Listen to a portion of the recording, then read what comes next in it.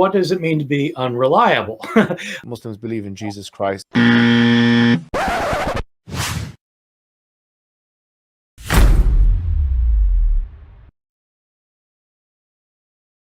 There's a lot of interest, I think, from the Muslim community, and many Muslims feel that your conclusions, your historical conclusions of who Jesus Christ is more commensurate with the Muslim idea than it is with the Christian one. I wouldn't say that they line up well with the Muslim view. I really do think Jesus was crucified and he really was dead and buried. I'm not interested in whether Jesus was the Son of God, because I don't think there was a God. And so my understanding is that your conclusion is that Jesus Christ was a messianic prophet. I think he thought that he was a son of God, in the sense that he was specially chosen by God. I think Jesus really did think he was going to be the Messiah, the future king of Israel. I mean, that is, after all, why they crucified him. I think that that's historically right. Denied.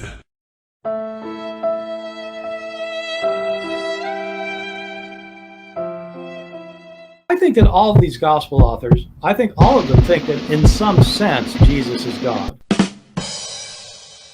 If you think that the Bible cannot have any mistakes in it, if you're shown a mistake, then you just refuse to admit it's a mistake. You think either it can be reconciled in some way, or that there's something we just don't understand about it, or, we have, and in the Quran, it's mentioned if this book was from other than God, they would have found in it many contradictions. If a book is without contradictions, that has no bearing on whether it comes from God or not. I've had phone books that are inerrant, but I certainly don't think God gave them. So, no, that is my view. It's a necessary condition for a book from God not to have contradictions. That's an assumption about what kind of book God could write.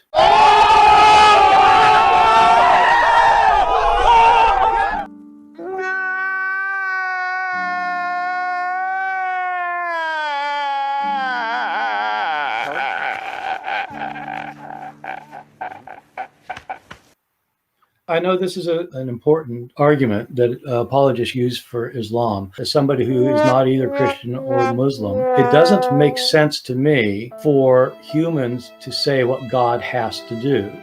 If God wants to make a revelation, it has to be this, this, or that. You're talking about somebody who's beyond your imagination. Well, there has to be something within revelation which distinguishes it from human speech, so as to act as an evidence. Yes, I know that's your argument. I'm saying, who says it has to be? You are. No, exactly.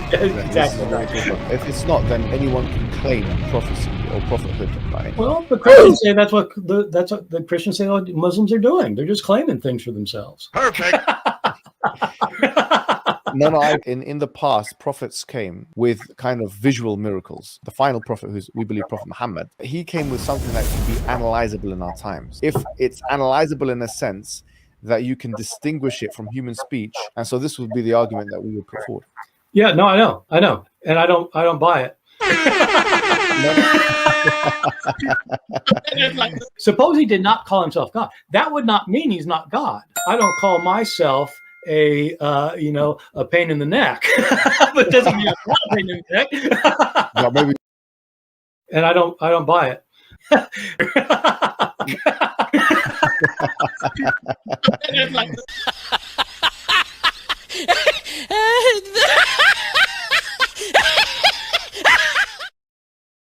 Mission failed. We'll get them next time.